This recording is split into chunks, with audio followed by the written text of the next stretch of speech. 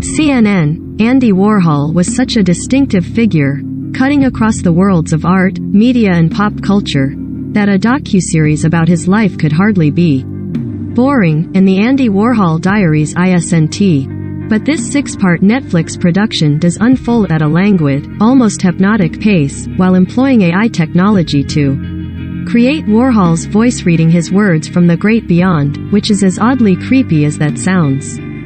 Warhol would probably embrace the idea of extending his way more than 15 minutes of fame, and the project, directed by Andrew Rossi, and produced by the prolific Ryan Murphy, certainly does that. In fact, while the "everyone will be world famous for 15 minutes" quote might have been misattributed to the artist, with most episodes running more than an hour, Diaries adds 395 minutes to Warhol's tally, for whatever that's worth.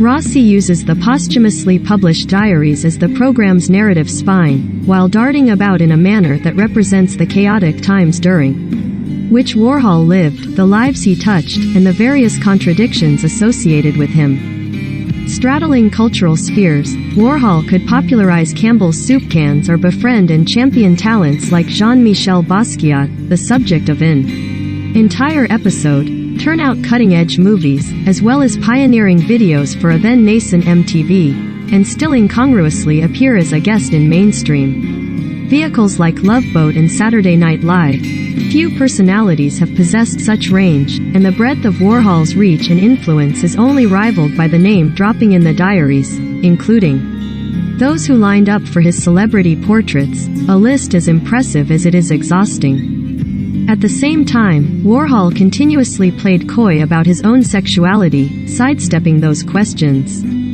Toward that end, Rossi spends a considerable amount of time focusing on Warhol's relationships, first with Jed Johnson, and later film executive John Gould. In those moments and others, the artist doesn't always serve as the most reliable of narrators, and the third-party voices enlisted to discuss him, ranging from close associates to biographers, often shed more light on who Warhol really was than the diary entries do. The disembodied voice that reads from the diaries proves distracting at first, eventually settling into a kind of soothing rhythm with its detached, mechanical delivery. Increasingly popular, the approach has matured but still feels like a gimmick, and hiring an actor for those purposes surely would have been just as effective. CNN's recent Anthony Bourdain documentary, Roadrunner, employed a similar device, triggering a debate about the practice.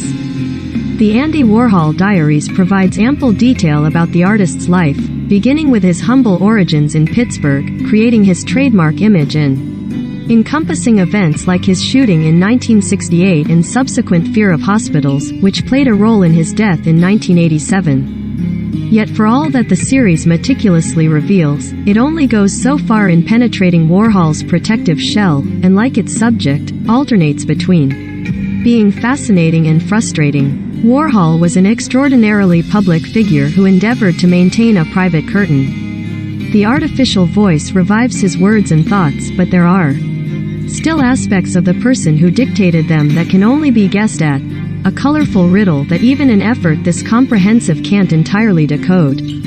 The Andy Warhol Diaries premieres March 9 on Netflix.